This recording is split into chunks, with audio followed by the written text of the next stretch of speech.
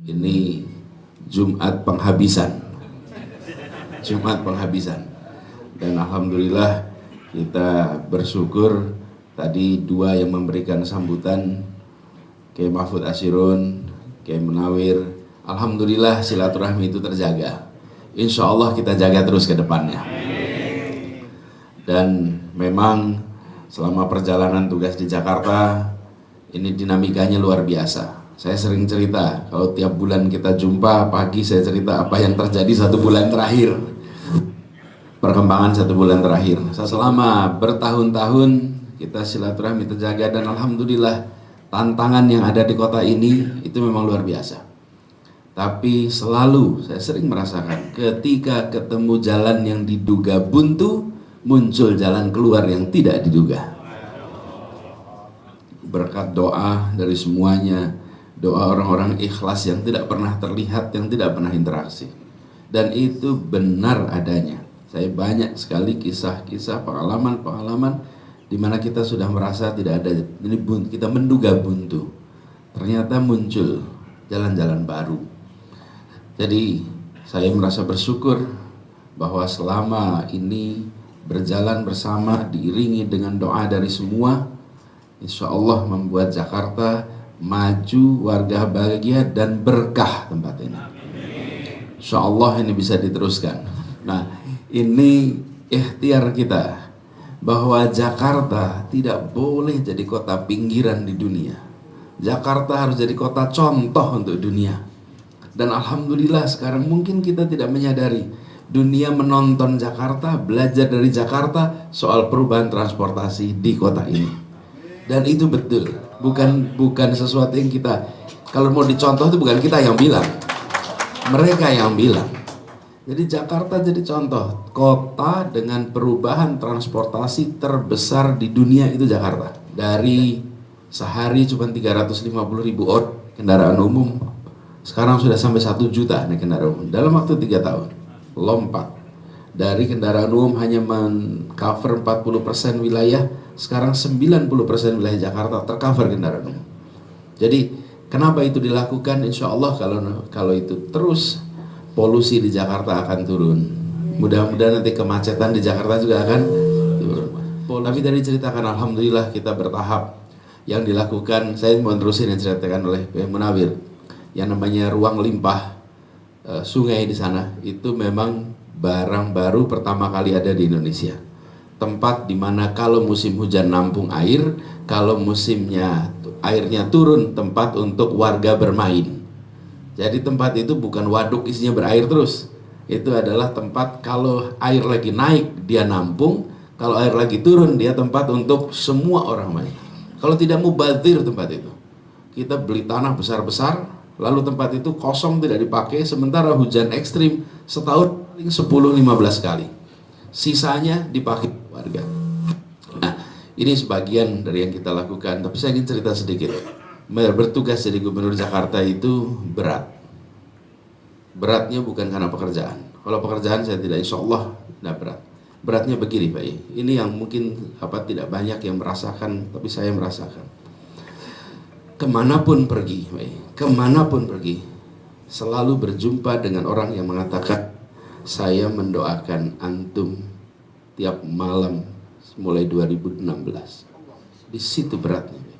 Kemanapun, di Jakarta, di luar Jakarta, selalu ketemu dengan orang yang mengatakan, saya kalau malam mendoakan antum. Di situ beratnya. Di situ tanggung jawab yang terasa besar. Yang saya temui sepanjang perjalanan ini, semua orang yang menceritakan, saya dulu begini Pak, saya dulu begini. Itu yang menyebabkan kenapa tugas di Jakarta ini bukan soal pekerjaannya, tapi soal titipan amanahnya dari begitu banyak orang. Karena itu saya berterima kasih sekali didampingi, dijagain, didoain, sehingga alhamdulillah insya Allah seminggu lagi tuntas, mudah-mudahan husnul khatimah. Tanpa itu semua yang saya lewati ini bukan hal yang sederhana.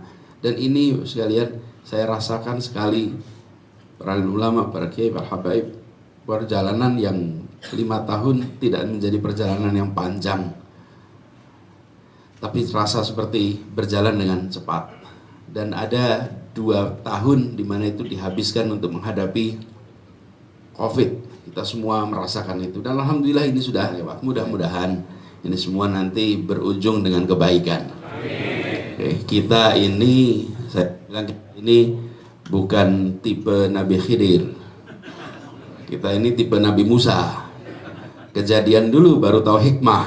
Nah, kalau tipe Nabi Khidir belum kejadian sudah tahu hikmah. Insya Allah ini semua membawa hikmah bagi kita semua, hikmah yang baik. Jadi kita lewati itu. Saya ingin sampaikan kepada semua, insya Allah yang dijalankan di Jakarta ini dengan memegang amanah sebaik-baiknya. Dan itu juga kenapa di Jakarta sekarang dibebasin PBB. Saya itu khawatir sekali kalau tidak dibebasin, nanti orang yang hari ini punya tanah di Jakarta dalam waktu yang tidak terlalu lama pelan-pelan pada kegusur pindah ke luar Jakarta. Kenapa? PBB-nya naik terus tinggi sekali. Makin tinggi ini PBB-nya naik, kata pemerintah, ini pendapatan asli daerah. Iya, itu penyingkiran sopan orang miskin.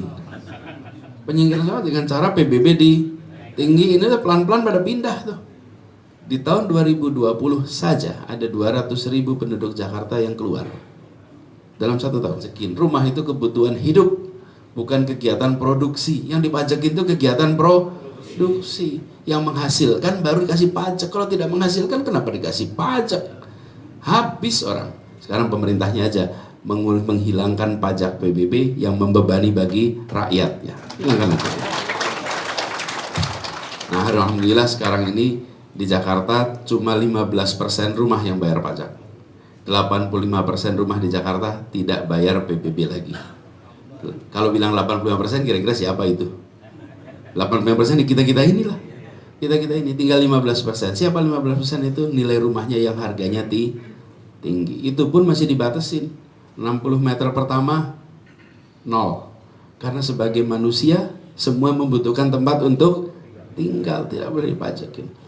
Ini prinsip-prinsip sederhana yang insya Allah nanti dibawa dalam perjalanan ke depan. Tapi siapapun yang nanti akan tugas di Jakarta, saya akan titipkan, tolong dijaga agar rasa keadilan jangan hilang di kota ini.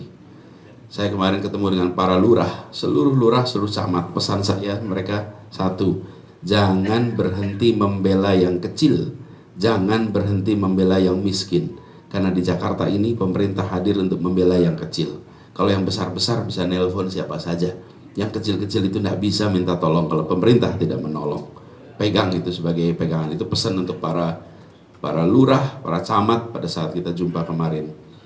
Bapak sekalian, para kiai, para alim ulama, izinkan saya mengakhiri dengan memohon maaf apabila ada khilaf, ada salah di dalam menjalankan amanat selama. Mungkin salah kata, salah tindakan, WA yang tak terjawab, pertemuan yang tak terjadi, undangan yang tak terpenuhi, mohon dimaafkan. InsyaAllah Allah nanti akan mengampuni kita semua. Dan kami berharap silaturahminya terus dijaga. Terima kasih, kurang lebihnya mohon dimaafkan. Allahumma muwaffiq ila aqwamit thoriq. Assalamualaikum warahmatullahi wabarakatuh.